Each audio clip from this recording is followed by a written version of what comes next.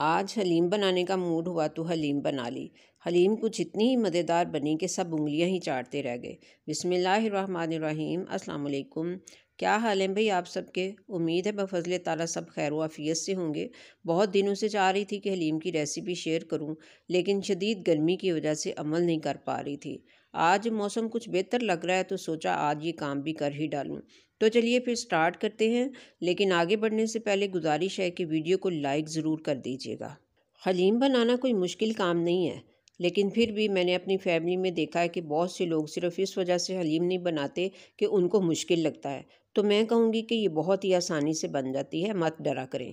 हलीम बनाने के लिए जो चीज़ें मैंने ली हैं वो मैंने साथ साथ भी मेंशन कर दी हैं और अलग पेज पे भी मेंशन कर दी हैं। सबसे पहले तो मैंने जो चीज़ें ली हैं वो ये हैं दालें। धुली हुई मूंग दाल है और मसूर की दाल है, दाल माश है धुली हुई, और दाल चना है। ये चारों दालें मैंने एक एक कप ली हैं। ये जो कप आपको नज़र आ रहा है ना, ये एक छोटा सा कप है। ये वाले दो दो कप हैं, और जो कप जिसमें हम चाय पीते हैं ये वाला कप, तो इस कप के मुताबिक ये एक एक कप दाल है, और छोटे कप के मुताबिक ये दो दो कप दालें हैं। इन चारों दालों को मैंने खूब अच्छे से साफ़ सुथरा करके तो इनको 4-5 दफ़ा पानी में मसल के तो इनको मैंने धो लिया है। तो अब इनको हमने 4-5 घंटे के लिए भिगो के रख देना है। इतनी देर में हम कोई और काम कर लेते हैं। इन दालों के अलावा जो चीज़ मैंने ली है ये हैं दलिए। एक गंदम का दलिया और एक जौ का दलिया। दोनों दलिए ही एक एक कप लेने हैं, यानी कि चारों दालें और दलिए इक्वल क्वांटिटी में हमने लेने हैं। इन दोनों दलियों को भी मैंने खूब अच्छे से साफ़ कर लिया है, चुन लिया है, छट लिया है, साफ़ सुथरा कर लिया है।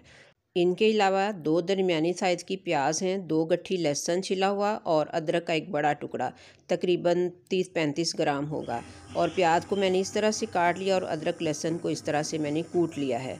आप भी ऐसे ही कर लें। ये इसके अलावा कुछ चिकन के पीसेज हैं जो मैंने घर से ही निकाले हैं, स्पेशल चिकन नहीं मंगवाया है। 600-700 ग्राम के करीब ये चिकन होगा, आप कुछ ज़्यादा भी ले सकते हैं। दालों को भिगोए हुए तकरीबन 4 घंटे गुजर चुके हैं, तो अब हम इनको पकाना स्टार्ट करते हैं। सबसे पहले तो मैंने एक पैन में कटी हुई प्याज और अदरक लहसुन पेस्ट को डालकर हस्बे ज़रूरत कुकिंग ऑयल को लेकर इसमें शामिल कर दिया है। अब मैंने इसको मीडियम फ्लेम पे पकने के लिए रख दिया है। आपने इसको मीडियम फ्लेम पे ही फ्राई करना है या फिर लो फ्लेम पे करना है, हाई फ्लेम पे नहीं करना। अब इसको मुसलसल चमचा चलाते हुए तब तक फ्राई करना है जब तक कि ये हल्का सा बादामी ना हो जाए। तो ये देखें कि जब नीचे चिमटने लग जाए ना अदरक, तो समझ लें कि ये फ्राई हो चुका है, और हमारा ये लहसुन प्याज जो है ये पिंक भी हो चुका है, बादामी सा हो चुका है। अब इसमें हमने चिकन को शामिल कर दिया है। चिकन को शामिल करने के बाद इसको खूब अच्छे से फ्राई करना है। चिकन भी इतनी देर तक हमने फ्राई करना है कि चिकन का रंग जो है ये भी हल्का सा प्यादी सा बादामी सा हो जाए। चिकन में भी मुसलसल चमचा चलाते रहें। अब इसके अलावा हमने क्या लेना है ये मैं आपको दिखाती हूँ। ये मैंने एक हलीम मसाले का पैकेट लिया है। ये मैंने नेशनल का लिया है, मेरे पास से यही मिला। आप जौन सा लेना चाहें आप वो ले लें, मुझे नेशनल की चीज़ें अच्छी लगती हैं। तो अब इस चिकन को हम देखते हैं कि ये हमारा चिकन जो है ये हल्का हल्का सा बादामी बल्कि ब्राउनिश होना शुरू हो गया है। तो अब इस मौका पर हमने पूरा पैकेट जो है हलीम मसाले का शामिल कर देना है। ये मैंने पूरा पैकेट इसमें शामिल कर दिया है। हलीम मसाला जो है इसको डालने के बाद आपने फ़ौरी तौर पे चिकन को खूब अच्छे से भूनना है, और इतना अच्छे से भूनना है, और ये साथ में ख़्याल रखना है कि मसाला जो है ये नीचे जलने ना पाए। जब आपको लगे कि मसाला नीचे जलने लगा है तो आप इसमें 1-2 चम्मच पानी का शामिल कर लें। यहाँ पे मैंने भी 1-2 चम्मच पानी शामिल इसमें कर दिया है ताकि ये पैन के साथ चिमटने ना पाए। इसी तरह से पानी का छट्टा लगाते जाएं और चिकन को भूनते जाएं। अब आप देखें कि इसको हमने अच्छे से भूनना है। देखिए कि जब तक आप मसाले और चिकन को खूब अच्छे से नहीं भूनेंगे ना, आपके चिकन का टेस्ट जो है वो अच्छा कभी भी नहीं बनता। चाहे आम तरीके से भी आप खाना पकाएं, चिकन का सालन बनाएं या कढ़ाई बनाएं, कुछ भी बनाएं, जब तक आप चिकन को खूब अच्छे से नहीं भून लेते तब तक चिकन का टेस्ट जो है वो सही नहीं बनता। तो ये आप देखते रहिएगा कि मैं इस चिकन को किस तरह से भून रही हूँ, क्योंकि मैं इसको स्किप नहीं करना चाहती। मैं आपको ये पूरा सीन जो है भूनने का वो मुकम्मल तौर पे दिखाना चाहती हूँ ताकि आपको समझ आ सके कि हमने चिकन को किस तरह से भूनना होता है। आप देख सकते हैं कि मैं मुसलसल चमचा जो है वो चला रही हूँ ताकि चिकन जो है वो मसाला या चिकन कुछ भी चीज़ जो है ये पैन के साथ ना चिमटे। तो वक्फे वक्फे से आपने मुसलसल इसमें चमचा चलाते रहना है। चमचा कुछ इस तरह से चलाएं कि चिकन जो है वो टूट के तो ज़ाया ना हो जाए। अच्छा जी, अब ये चिकन जो है आपने देखा कि भुन चुका है, खूब अच्छे से भुन चुका। अब मैंने इसमें एक बाउल ये वाला पानी का भर के इसमें डाल दिया है। अब एक बाउल और मैंने इसमें पानी का भर के तो डाल दिया है। मतलब ये है कि इसमें खुला पानी डालना है आपने, और इसको कवर करके तो लो फ्लेम पे, बिल्कुल लो फ्लेम पे पकने के लिए छोड़ दें, और ख़ुद आप अपने काम जाके करें जो भी आपने करना है। मुझे नमाज़ पढ़नी है, मैं नमाज़ पढ़ने के लिए जाऊंगी, लेकिन इससे पहले मैं दालों को पकने के लिए रख के तो फिर जाऊंगी। अब ये दालों का पानी निकाल के मैंने इनको एक बड़े पतीले में डाल लिया है, और अब इसमें मैं दलिए शामिल कर लूँगी। ओहो, दलिए मैंने धोने थे लेकिन मुझे याद भूल गया। मैं अब इसी दालों के साथ ही इन दलियों को दोबारा से धो के तो फिर लेके आती हूँ। लीजिए, मैंने दलियों को धो लिया है खूब अच्छे से, 4-5 दफ़ा पानी इसमें डाल के तो मसल के मैंने इनको अच्छे से धो लिया है। अब ये इसमें हमने ये जो है ना नमक, मिर्च और हल्दी, ये 3 चीज़ें इसमें शामिल करनी है। और मैंने ये तकरीबन 1 से 1.5 टेबल स्पून जो है वो नमक का लिया है, और 1 टेबल स्पून जो है वो मिर्च का लिया है, और हाफ़ टेबल स्पून मैंने हल्दी का लिया है। अब इसमें भी हमने खुला पानी डाल देना है, खूब खुला पानी डालना है कि ये दाल जो है वो हमने लो फ्लेम पे पकने के लिए छोड़ देनी है ना, तो ये उसी में फिर ये पकती रहेगी। अब इसको कवर करके तो मैं लो फ्लेम पे इसको पकने के लिए छोड़ के तो ख़ुद मैं नमाज़ पढ़ने जा रही हूँ। एक तरफ चिकन पकता रहेगा और दूसरी तरफ दाल पकती रहेगी। लीजिए जनाब, मैं ज़ोहर की नमाज़ पढ़ के आ गई हूँ, तो जो मैंने देखा वो ये देखा कि दालें उबल के पानी बाहर गिरा हुआ है, कुछ थोड़ा सा, शुक्र है कि बहुत थोड़ा सा भी गिरा है, और पतीला जो है ये इसके किनारे सारे दालों और दलियों से भर गए हैं। अब इनको मैं जितना साफ़ कर सकती हूँ कर लिया, ज़्यादा नहीं कर सकती क्योंकि ये सूख गए हैं। अब ये ज़रा चिकन को भी चेक कर लेते हैं। इसमें से हमने सारे पीसेस निकाल लेने हैं क्योंकि गोश्त जो है ये खूब अच्छे से गल चुका है, तो चिकन की सारी बोटियां जो हैं ये शोरबे में से निकाल लेनी है, और ये जो शोरबा बतौर यखनी हम इसको यूज़ करेंगे। तो ये सारे पीसेस जो हैं इनको मैं एक बाउल में निकाल के तो फिर आपको दिखाती हूँ। अब तकरीबन सारे पीसेस जो हैं ये इसमें से निकल चुके हैं, और ये देखें चमचा चलाने से कुछ भी अब नीचे नज़र नहीं आ रहा है। और ये शोरबा जो पीछे बचा है ना, ये सारा हमने दालों में शामिल कर देना है। ये मैं शामिल करके आपको दिखाती हूँ। अब ये सारा शोरबा इसमें शामिल हो गया है। अब इसको खूब अच्छे से हमने इसमें दालों के अंदर मिक्स कर देना है। चमचा मुसलसल चलाना है कुछ देर के लिए, क्योंकि दालें काफ़ी हद तक गल चुकी हैं, इसलिए चमचा मुसलसल चलाना है, बार बार चलाना है, वरना फिर दालें जो है ना वो नीचे लग जाती हैं। जब दालें गल जाती हैं, दलिया गल जाता है, तो फिर वो नीचे लग जाता है। यही वो मौका होता है जब आपने थोड़ा सा हलीम को टाइम देना होता है। अब ये जो चिकन के पीस निकाले थे, इनको हमने इस तरह से किसी छुरी की मदद से, क्योंकि ये अभी गर्म है ना, आप इनको ठंडा कर लें। मैं ज़रा गरम गरम से ही इसके पीसेस जो हैं वो उतार रही हूँ। इनको रेशा रेशा करना है आपने, छोटे छोटे से पीस इसके कर लेने हैं। छुरी की मदद से मैं कर रही हूँ। तो ये बोटियाँ चूँकि खूब अच्छे से गल चुकी हुई हैं, इसलिए ये बड़ी आसानी से जो है ना वो गोश्त अलग हो रहा है। इसी तरीके से हमने सारा गोश्त जो है वो अलग कर लेना है और हड्डियों को फेंक देना है, और गोश्त के जो हैं वो रेशे रेशे चाहे हाथ से दबा के कर लें, चाहे किसी भी तरीके से आप कर लें, तो आसानी से ये हो जाएगा। अगर आप ठंडा करके करेंगे तो फिर हाथों की मदद से ये बहुत आसानी से मैश हो जाता है। तो लीजिए, ये सारा चिकन जो है ये मैंने मैश कर लिया है।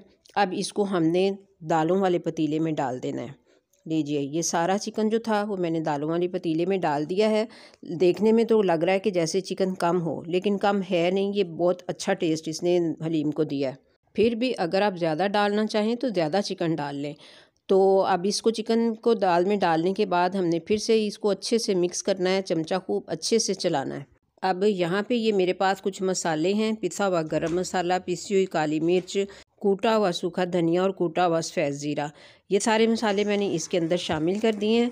अब इसके बाद हमने हलीम को खूब अच्छे से चमचा चलाना है, मसालों को भी मिक्स कर देना है इसके अंदर, और मुसलसल चमचा हमने चलाते रहना है, क्योंकि दालें हमारी गल चुकी हैं, दलिए भी गल चुके हैं, और दलियों ने अपनी लेस भी छोड़ दी है, जिसकी वजह से जो हलीम है ना वो नीचे बर्तन के साथ जो है वो चिपकने का ख़तरा है। तो इस वजह से आपने इसको मुसलसल चमचा चलाती रहना है। बस यही वो पीरियड होता है जिसमें कि आपने ना टाइम देना होता है इसको थोड़ा सा।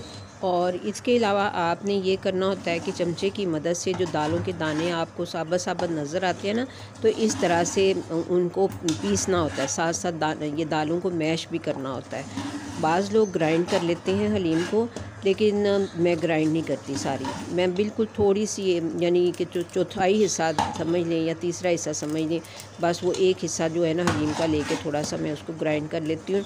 बाकी सारी मैं दालें इसी तरह से मैश करती हूँ। तो आप देख सकते हैं कि अभी पानी भी है इसमें।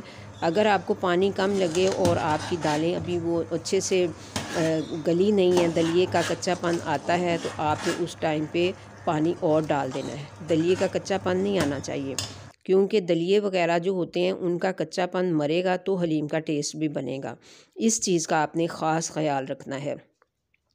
हलीम में जो चीज़ आपने ध्यान रखनी होती है ना, वो यही होती है। कच्ची दालों और कच्चे दलिए को उठा के ग्राइंड नहीं करने बैठ जाना होता।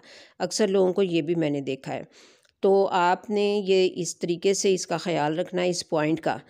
तो यहाँ पे आप देख सकते हैं कि मैं दालों को इसी तरीके से मसल रही हूँ चमचे की मदद से, नीचे से भी साइडों से भी लगा लगा के तो इसको मसल रही हूँ।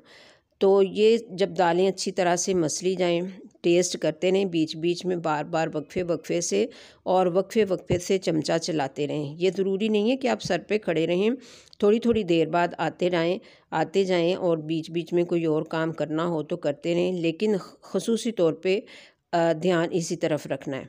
तो आपने बस इसको इसी तरह से मैश करते करते मैश कर लेना है। अब मैंने इसको टेस्ट कर लिया है, तो ये मेरी दालें भी गल चुकी हैं और दलिया भी गल चुका है। तो इस वजह से अब मैं इसको थोड़ा सा इसमें से दाल निकाल के तो अलग बर्तन में, जितनी मैंने मैश करनी है, तो मैं उसको थोड़ा सा ग्राइंडर के जग में डाल के तो ब्लेंड करके इसमें वापस शामिल कर दूँगी।